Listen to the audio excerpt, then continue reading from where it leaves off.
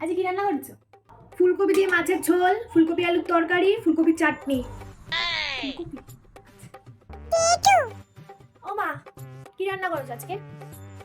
ফুলকপির বড়া, ফুলকপির ডাল আর ফুলকপি কালকে যে চাটনি বানিয়েছিলাম সেই চাটনিটাও ছিল, ওগুলো দিয়ে আজকে ভাত খেয়ে নিবি।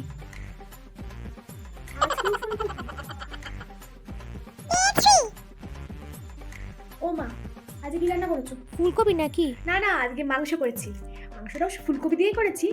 আর ফুলকপি কালকে যে ডাল ছিল ওই ডালটা রয়েছে, আর একটু রসা করেছি দিয়ে ভাত খাবো। তো বাবার তো আজকে খুব আনন্দ, ফুলকপি রসা আবার মাংস দিয়ে করেছি, সবটা একেবারে একসাথে।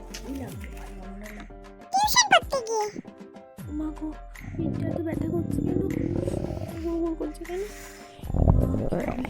এখন যদি বেরিয়ে যায় কি হবে? বুঝতে পারছি না। কেন এরা বলে রোজ ফুলকপির জন্য, এই মাটাকে রোজ বলে বারণ করে বেরিয়ে গেল। আরো খাওয়া ফুলকপি, আরো খাওয়া, রোজ দিন ফুলকপি বাবা শান্তি। তুই দেখছিস, দেখ না আমার কাছে কি গন্ধ, সত্যি গন্ধ।